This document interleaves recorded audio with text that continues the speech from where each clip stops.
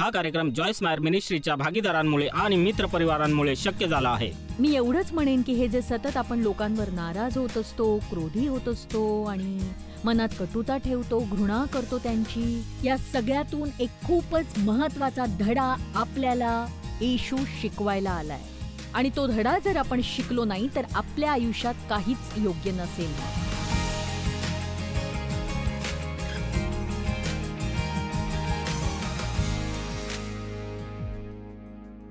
तुम्हाला तुमच्या आयुष्यात अधिक सामर्थ्यशाली व्हायचं असेल तर मग तुम्हाला क्रोध आणि नाराजी सोडून द्यावी लागेल आणि मग बघा देव तुमच्यासाठी काय करतो. माहितीये का तो तुमचा आदर करेल? कारण त्याला माहिती आहे हे कठीण आहे. आणि जर तुम्ही थांबाल की येशू त्याची परतफेड करील तर मग लोक तुम्हाला कधीच दुखावू शकणार नाहीत. देव नेहमीच ते सगळं सुधारेल आणि तुम्हाला योग्य ते फळ देईल, पण आपण ते त्याच्या पद्धतीने केलं तर. इब्री अध्याय 12:15 देवाच्या कृपेला कोणी उणे पडू नये, ज्यामुळे पुष्कळ जण बिघडून जातील. असे कोणतेही कडूपणाचे मूळ अंकुरित होऊन उपद्रव देणारे होऊ नये. दुखवले जाल पण इतरांना दुःखी करणार नाही. तर तो खरं तर इथे म्हणतोय की येशूचे विश्वासणारे म्हणून आपलं काम हे आहे की आपण आपल्या मित्रांबरोबर किंवा इतरही कुणाबरोबर एखाद्या कॉफी शॉपमध्ये बसलो आणि आपली कहाणी सांगत बसलो की कुणीतरी मला किती त्रास दिला, किती वाईट वागवलं, तर हे रडगाणं गाण्याऐवजी त्यापासून दूर व्हा आणि त्यावरचा उपाय शोधायला लागा. जरा हे समजून घ्या की यावर चर्चा करण्यात वेळ वाया घालवणं याने काहीही मिळू शकत नाही आपल्याला, आणि याने आपल्या समस्येचं निराकरणही होत नसतंच, नाही का? नाही तर माहितीये काय होईल ते? जर तेही कोणाविषयी तक्रार करत असतील तर ती व्यक्ती तुमच्याशी वाईट वागलेली नसते, पण तुम्ही त्याच्याशी वाईट वागायला लागता. सगळ्यात आधी तुम्ही त्यांच्यावर विश्वास ठेवण्याची गरज नाही जर तुम्ही तुमच्या डोळ्यांनी ते पाहिलं नसेल तर. म्हणून आपण कुणाची तरी चुगली करणं हे बंद करायला हवं, लोकांवर नाराज होणं, जर आपण ते लोक खरोखर कसे वागतायत हे पाहिलं नसेल तर. आमेन.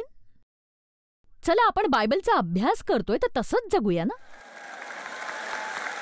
नाहीतर मग ते वरकरणी असेल, ढोंगीपणा असेल तो आपला. काय फायदा जर आपलं बायबल रंगीबेरंगी पेनाने अधोरेखित आहे पण आपण तसं वागत नाही होत.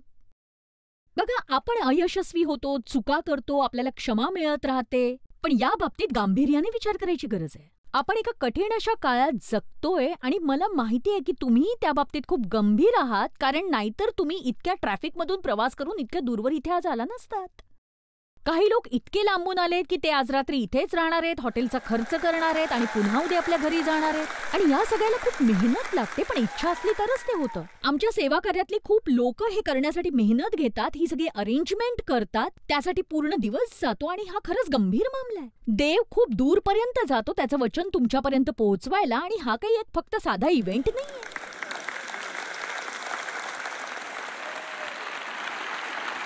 किंवा तुम्ही सुद्धा इथे टीव्ही पेक्षा मी प्रत्यक्षात कशी दिसते हेच बघायला येत नाही फक्त, नाही का?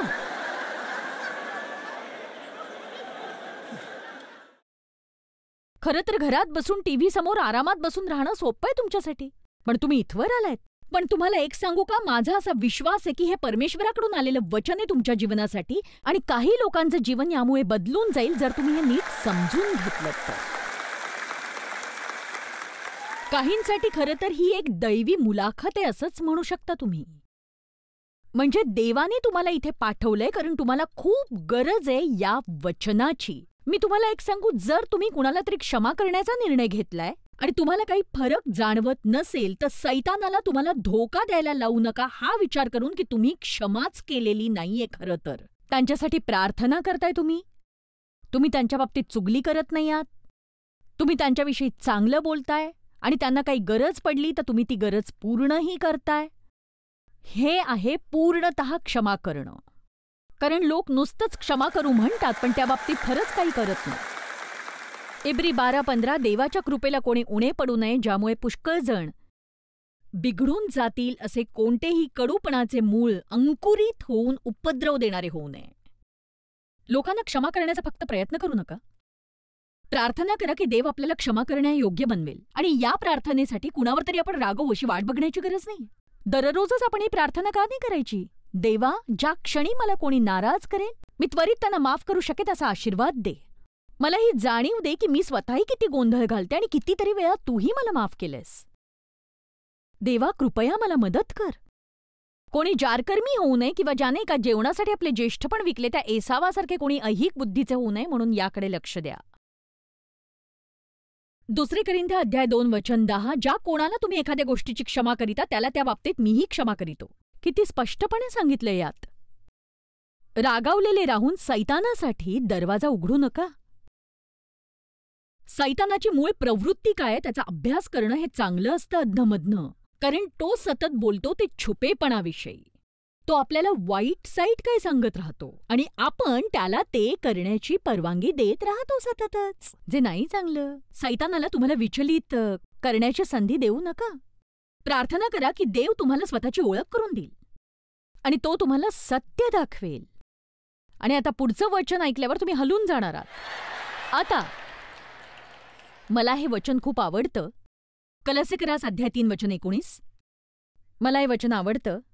पतींनो, तुम्ही आपापल्या पत्नीवर प्रीती करा व तिच्याशी निष्ठुरतेने वागू नका. तिच्याशी निष्ठुरतेने वागू नका.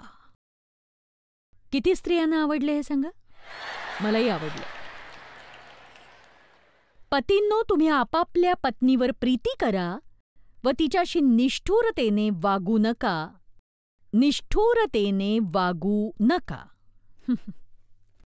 मी विचार करत होते की या वचनाचा अर्थ काय. तर अर्थात पहिले तर हीच गोष्ट पत्नींना सुद्धा लागू पडते, जरी इथे पतींबद्दल बोललं असेल तरी. आणि मी पतींविषयी अधिक बोलणार आहे, कारण हा मंच माझा आहे आणि ते काय बोलायचं ते मीच ठरवणार नाही. तर ठीक आहे, कदाचित ती पतीच्या सगळ्या अपेक्षा पूर्ण करू शकत नसावी. बघा, लोकांच्या काही करण्या न करण्यानी आपण तितके अस्वस्थ होत नाही जितके आपल्या अपेक्षांमुळे आपण होतो. कितीतरी वेळा आपल्या लोकांकडून अस्वाभाविक अशा अपेक्षा असतात. आपण समोरच्याकडून सतत आपल्याला आनंदी ठेवण्याची अपेक्षा करतो. मी डेव्हवर सतत चिडायचे कारण तो मला आनंदी ठेवत नसे म्हणून. तो गोल्फ खेळायला जायचा आणि मला ते नाही आवडायचं. मग मी दुःखी व्हायचे आणि देव मला म्हणाला, तुझ्या आनंदाची जबाबदारी तू स्वतः घे ना, तू त्याच्यावर का ढकलती असतेस?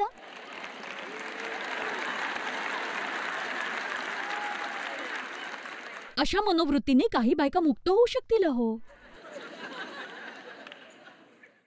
नाही का? कदाचित नाही होणार असं. चला, तुम्ही सदा सर्व काळ इतर कुणाला तुम्हाला आनंदी ठेवण्याची जबाबदारी देताय का? ही अस्वाभाविक अशी अपेक्षा आहे आणि याचा अंत तुम्ही कटू होण्यात होईल आणि परमेश्वराला ती तुम्हाला द्यायची नाही, कारण त्याला वाटतं की तुम्ही स्वतः तुमच्या आनंदाची जबाबदारी घ्यावी, दुसऱ्या कुणावर टाकू नये.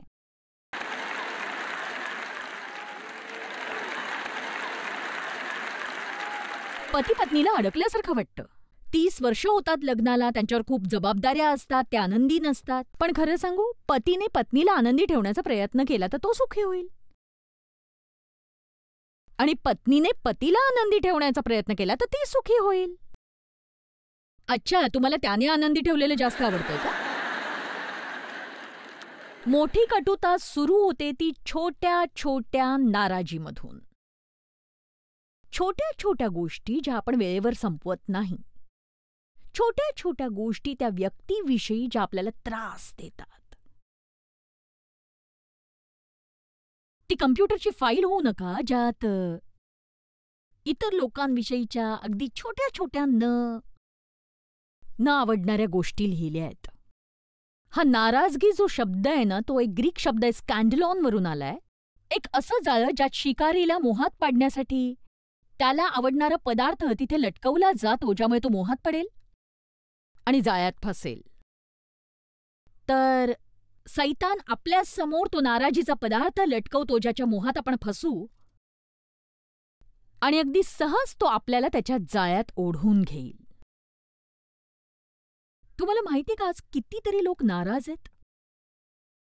मी असा काळ याआधी कधी बघितला नाही की लोक अगदी सहज नाराज होतात. म्हणजे असं की लोक तुम्ही श्वास घेतला तरी नाराज होतात आणि तुम्हाला कळतही नाही काय झालं. तुमचं असं होतं की काय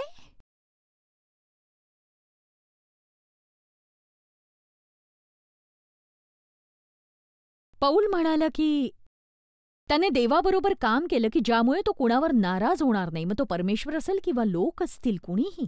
मला वाटतं आपण आपल्या प्रार्थनेमध्ये या गोष्टीला रोज स्थान द्यायला हवं, नाही का? देवा, मी कुणावर नाराज आहे का? जर असेल तर मला ते दाखव. मी कुणाला तरी पूर्णतः क्षमा केलेलं नाहीये का? माझ्या मनात कुणाबद्दल काही नाराजी, कटुता आहे का? तुम्ही जर दिवसाची सुरुवातच या विचारापासून केली तर सकाळी सकाळीच तुमची यापासून सुटका होईल आणि तुमचा दिवस चांगला जाईल. चला आता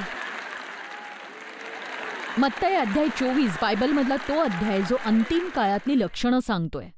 आणि यात तुम्हाला मिळतं युद्ध, युद्धाच्या अफवा, अकाल, भूकंप, वेगवेगळ्या गोष्टी आणि वेगवेगळ्या गोष्टी.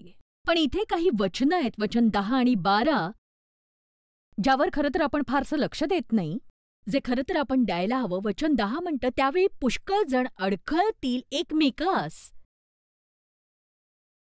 एकमेकास धरून देतील व एकमेकांचा द्वेष करतील. आज अनेक लोक नाराजीच्या या जाळ्यात फसलेले आपल्याला दिसून येत आहेत. त्याचा अर्थ असा आहे की लोक जेव्हा देवाबरोबरच्या आपल्या वाटचालीत प्रगती करू पाहत असतात तेव्हा ते अशा टप्प्यावर येतात जिथे त्यांना काही समजून घेणं कठीण जातं, काही करणं कठीण जातं. आणि तेच नेमकं योहान अध्याय 6 मध्ये म्हटलंय की तुमच्या पूर्वजांनी जंगलातला मान्ना खाल्ला, ते खूप उत्साहित होते या चमत्कारामुळे. पण मला तुमच्या बाबतीत जरा वेगळ्या पद्धतीने विचार करायचा आहे. मला वाटतं की तुम्ही माझ्या वचनाचं ग्रहण करा, माझं मांस खा आणि माझं रक्त प्या. आणि त्यांचं असं झालं की आम्ही इथून निघालो. आणि इथे असं लिहिलंय की ते सगळे त्यांच्या जुन्या संस्थांमध्ये परत निघून गेले. ते जास्त काळ टिकले नाहीत की ते शिकवू शकतील की खरं तर ते काय म्हणतायत. ते अडखळले. जेव्हा आपण नाराज असतो आपण पुढे नाही जाऊ शकत. कळतंय का तुम्हाला? जेव्हा तुम्ही नाराज असता तुम्ही आध्यात्मिकरित्या वाढत नाही. जेव्हा तुम्ही नाराज असता तुम्ही भले चर्चमध्ये 6 आठवडे जाल पण तुम्ही आध्यात्मिकरित्या वाढत नाही. तुम्ही सगळ्या चांगल्या गोष्टी ऐकाल पण त्या तुमच्या आत मुरणारच नाहीत. कारण हा एक खूप महत्वाचा असा मुद्दा आहे. मी एवढंच म्हणेन की हे जे सतत आपण लोकांवर नाराज होत असतो, क्रोधी होत असतो आणि मनात कटुता ठेवतो, घृणा करतो त्यांची, या सगळ्यातून एक खूपच महत्वाचा धडा आपल्याला येशू शिकवायला आलाय. आणि तो धडा जर आपण शिकलो नाही तर आपल्या आयुष्यात काहीच योग्य नसेल. मग आमेन.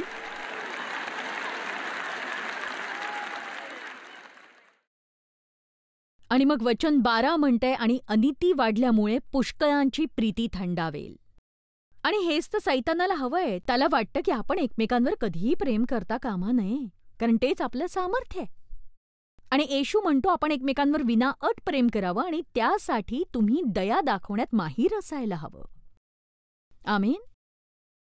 कितीतरी वेळा आपण म्हणतो की मी तुला माफ करेन पण मी विसरू नाही शकणार. इथे एक छोटीशी गोष्ट आहे. फिलिपिन्समध्ये एक पाळक होता जो एका रहस्यमयी अशा पापाचं ओझं उचलत होता. त्याने प्रायश्चित्त केलं पण त्याला देवाची क्षमा अजून जाणवत नव्हती. त्या चर्चमध्ये एक महिला होती जिचा दावा होता की तिला काही चित्र दिसली ज्यात येशू तिच्याशी बोलला आणि त्याने तिला सांगितलं.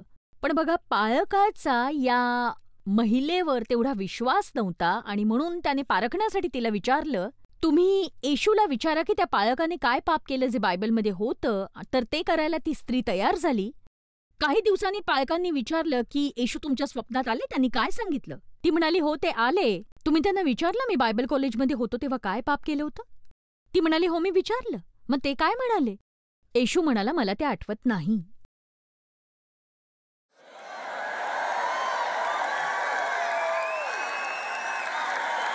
येशू म्हणाला, मला आठवत नाही,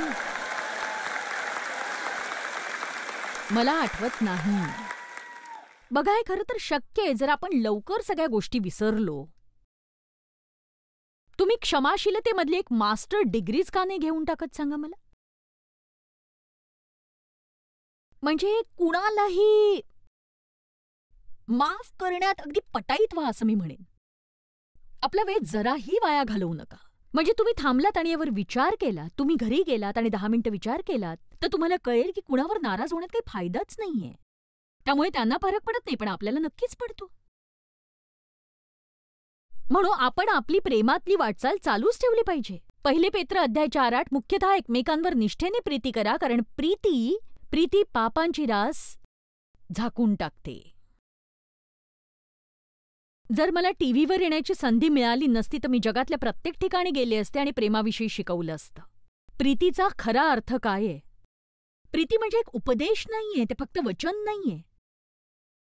तो नुसता शब्द नाही जो लोकांसमोर वापरतो, तर ती एक कृती आहे. प्रीती म्हणजे दुसऱ्या लोकांसाठी काम करणं, दुःखी लोकांना मदत करणं, लोकांशी संबंध जोडणं, लोकांबरोबर वेळ घालवणं, जो आज आपल्याकडे फारसा नाहीये. आपल्याकडे लोकांसाठी जास्त वेळ नाहीये.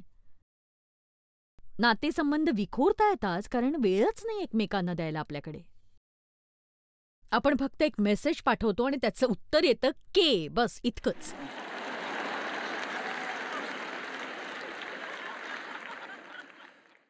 मी तुम्हाला कधी काही मेसेज नाही करणार, पण जर मी केलाच तर तुम्ही प्लीज मला फक्त के टाईप करून पाठवू नका. म्हणजे आपण इतके आळशी झालोय की आपण ओके सुद्धा लिहू शकत नाही.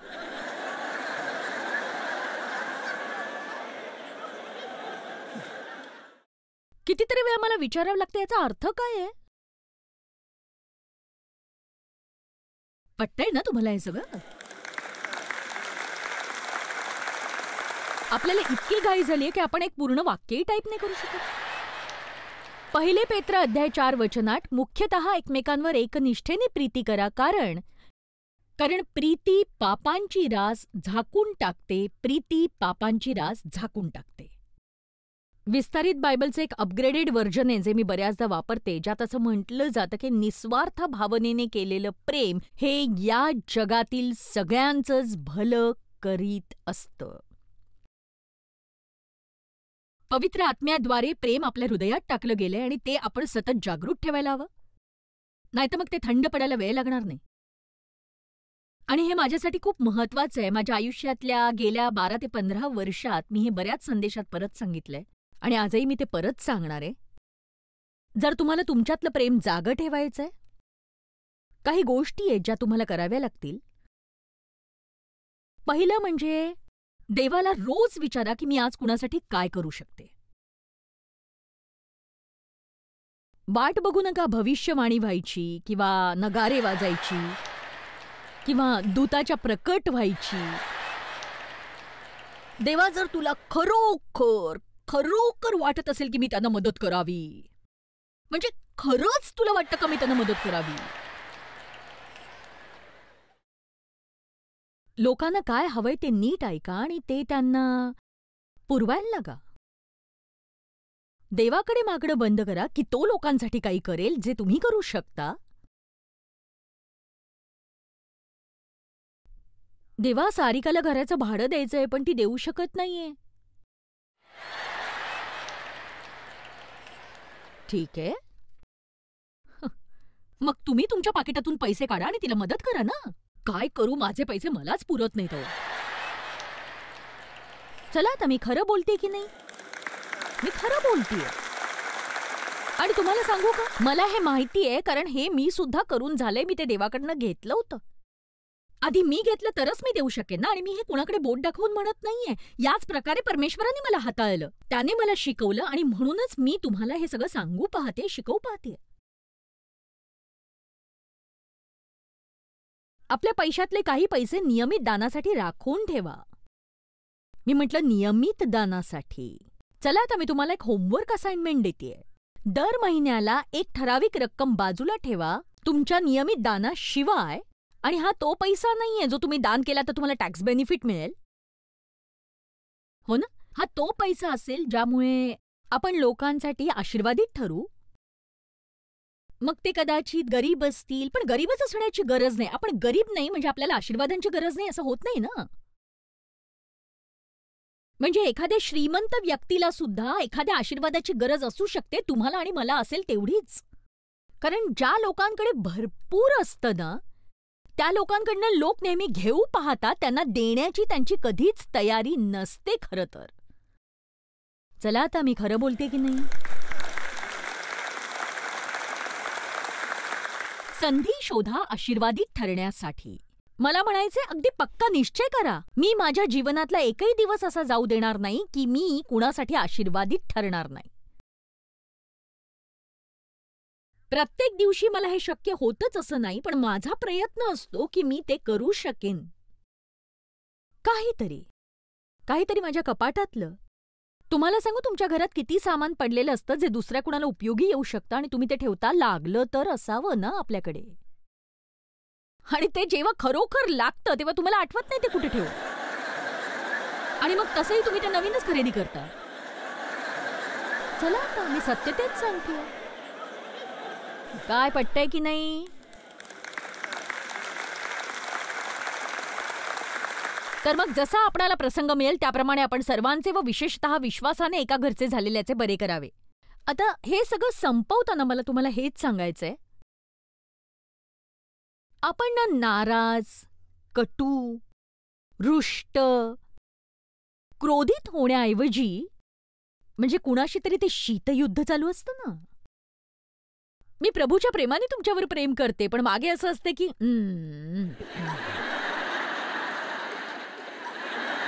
खरंय ना, पकडलंय ना मी तुम्हाला बरोबर. सांगा मला तुम्ही.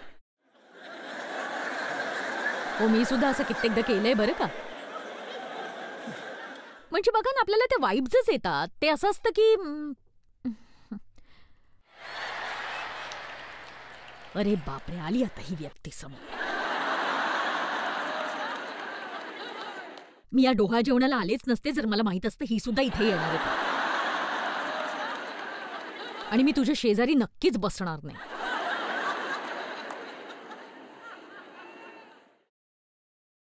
एक सांगू का मी तुम्हाला, देवाला फक्त तुमच्या रविवारच्या भेटीत काहीही इंटरेस्ट नाहीये. त्याच्यासाठी महत्वाचं हे तुम्ही बाकीचा आठवडा कसा घालवता, त्यावेळी कसं वागताय तुम्ही.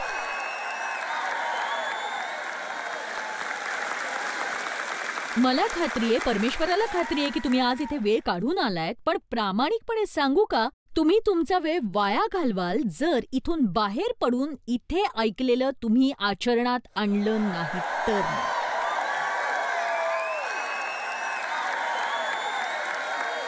मला कुणावर नाराज व्हायचं नाहीये, कारण नाराज होणं खूप कठीण आहे.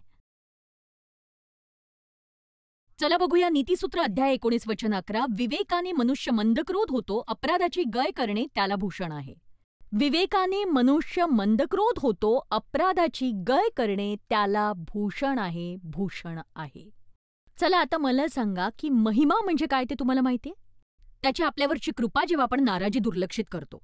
याचा अर्थ परमेश्वराच्या उत्कृष्टतेचं प्रकटीकरण. तर जर मी याचं बरोबर भाषांतर करू शकले तर हा एक आदर आहे. परमेश्वराची उत्कृष्टता तो प्रकट करेल आपल्या जीवनामध्ये जर आपण अपराध आणि दोषांकडे दुर्लक्ष केलं, बदला घेतला नाही, घृणा केली नाही कोणाची, तिरस्कार केला नाही कोणाचा. तुम्ही परमेश्वराकडून आशा करताय का तो तुमच्या आयुष्यात काही मोठं घडवणार आहे, तो काही मोठं परिवर्तन तुमच्या आयुष्यात घडवणार आहे? म्हणजे तुम्ही वाट बघताय की परमेश्वराने आता महान असं काही घडवावं. हो, मलाही वाटतं, पण एक सांगू का, मला हे माहिती आहे की हे मला मिळणार नाही जर मी कुणावर नाराज राहिले. सैतानाला ताबा मिळवू देऊ नका, तुमच्या जीवनावर ताबा मिळवू देऊ नका. तर तुम्ही आरामात आपल्या गादीवर लोळताय, झोपणारच आहात आणि विचार येतात डोक्यात.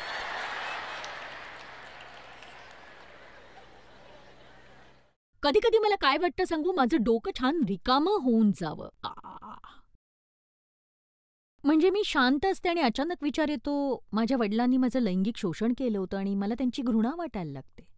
आणि मग माहितीये मी काय करते, मी म्हणते की नाही. चला आता आपलं तोंड उघडा आणि सैतानाला उलट उत्तर द्या. फक्त म्हणा की नाही, मला यातून पुन्हा जायचं नाही. ती अशी जागा होती जिथे मी कधी काळी राहायचे, पण आता मला तिकडे ढुंकूनही बघायचं नाही. आमेन. नाराजी दूर करा.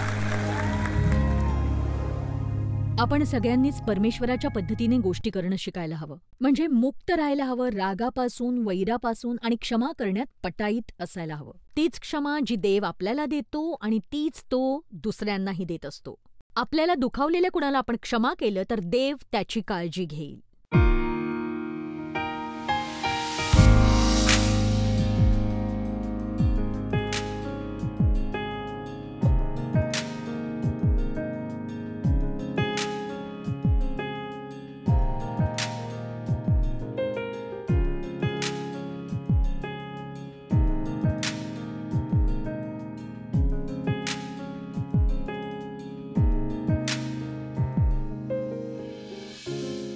हा कार्यक्रम जॉयस मायर मिनिस्ट्रीच्या भागीदारांमुळे आणि मित्रपरिवारांमुळे शक्य झाला आहे.